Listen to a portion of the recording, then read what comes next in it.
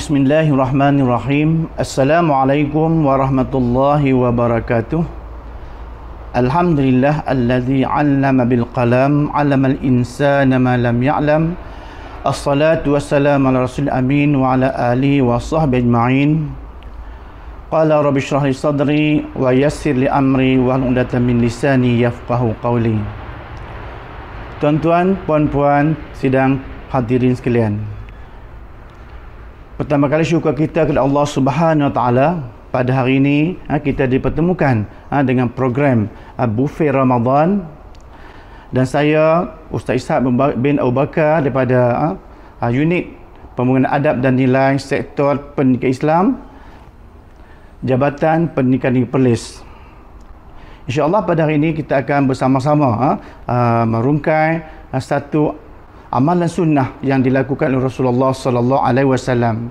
Dan syukur kita kepada Allah Subhanahu Wa Taala pada hari ini kita diberikan nafas, masih lagi diberikan kesihatan yang baik, kita dapat merasai nikmat-nikmat yang begitu banyak yang Allah kurniakan kepada kita, yang nikmat sama ada sedikit atau banyak, sama ada besar ataupun kecil, semuanya nikmat itu Allah kurniakan kepada kita, dan mudah-mudahan kita sama-sama syukur kepada Allah Subhanahu Wa Taala. Bulan Ramadan Al-Karim, Ramadan yang penuh dengan keberkatan, dah sinonim dengan kita semua. Ramadan, bila datang Ramadan, maka kita semua berlumba-lumba untuk mendapatkan keberkatannya, untuk mendapat pahala dan ganjaran dari Allah Subhanahu Wa Taala.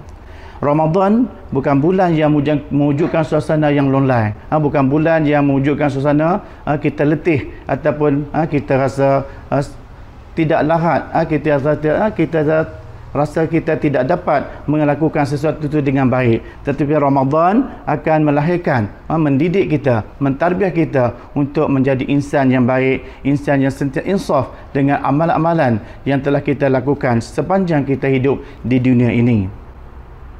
Dan bagi slot pada hari ini, insya-Allah kita akan bersama-sama melihat kepada tujuan bersahur. Mengapa kita bersahur?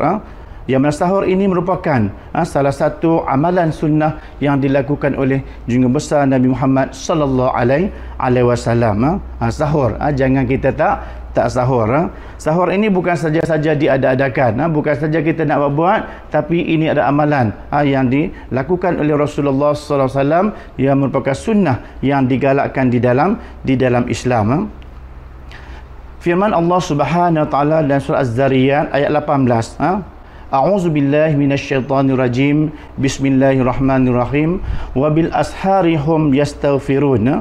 Pada waktu sahur itu, mereka memohon keampunan kepada Allah Subhanahu Wa Taala.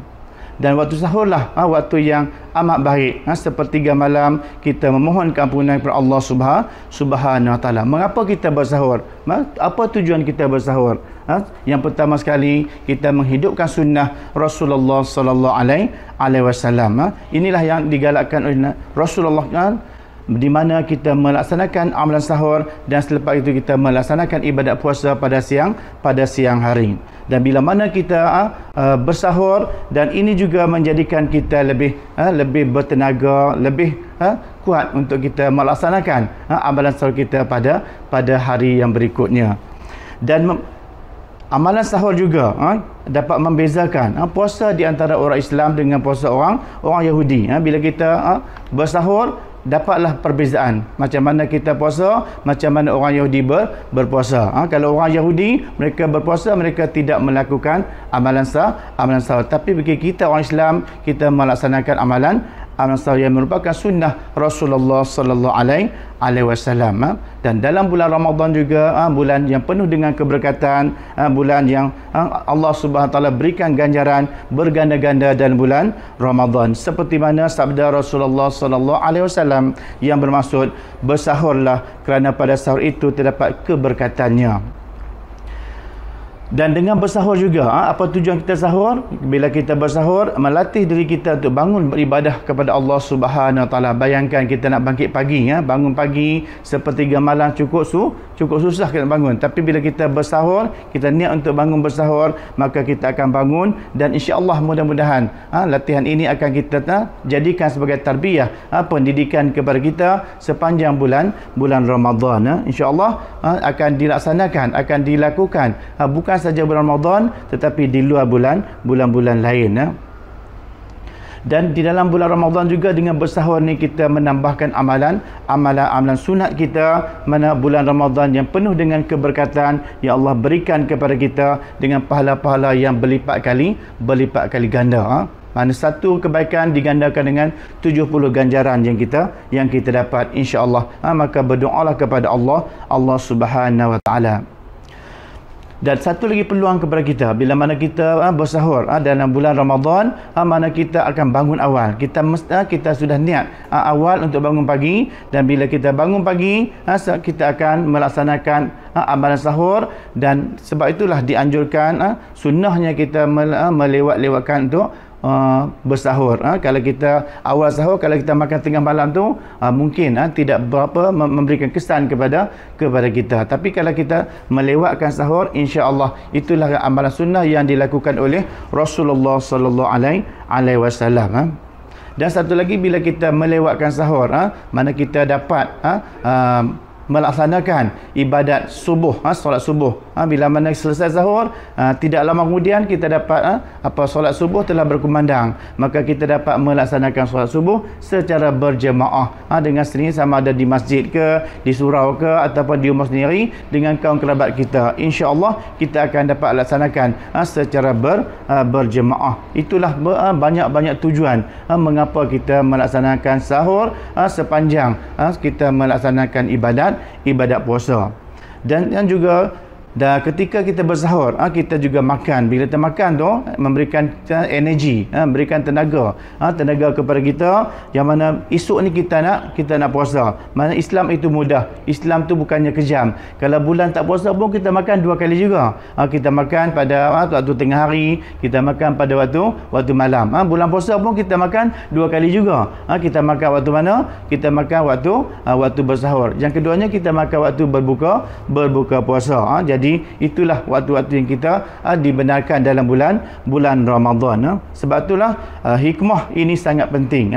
Hikmah untuk bersahur yang memberikan tenaga kepada kita untuk kita melaksanakan ibadah puasa pada esoknya, bila mana kita terpaksa menahan diri pada makan dan minum pada siang harinya, maka itulah yang akan membantu kita, memberikan tenaga kepada kita sedangkan kita bekerja pada siang hari. Dan Rasulullah sallallahu alaihi wasallam telah menganjurkan kepada kita untuk bersahur. Maknanya sebelum kita mulakan aktiviti pada siang hari itu, kita beribadah kepada Allah SWT. Bila kita berpuasa esok hari, kita bekerja, maka itulah akan membantu kita untuk meningkatkan tenaga kita dalam melaksanakan kerja-kerja harian kita.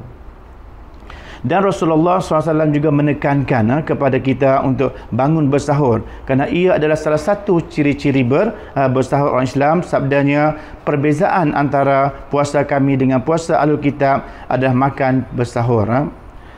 Dan satu lagi yang amat kita lihat kepentingan bersahur ini, waktu yang sepertiga malam, waktu yang sangat cantik. Kita dapat melaksanakan ibadat kepada Allah Subhanahu Wa Taala. Kita dapat berdoa kepada Allah Subhanahu Wa Taala. Kalau siangnya kita berpuasa, malamnya kita beribadah dengan menambahkan ibadat kita kepada Allah Subhanahu Wa Taala. Man qama ramadhana imanan wa ihtisaban ghufira lahu ma taqaddama min dzambi. Barang siapa yang meninggalkan solat malam pada bulan Ramadan, akan diampunkan segala dosa-dosanya yang telah lalu. Jadi sahurlah, sekali sahurlah. Berkat sahur itu akan dapat kita nikmati, akan dapat kita rasai nikmat bersahur.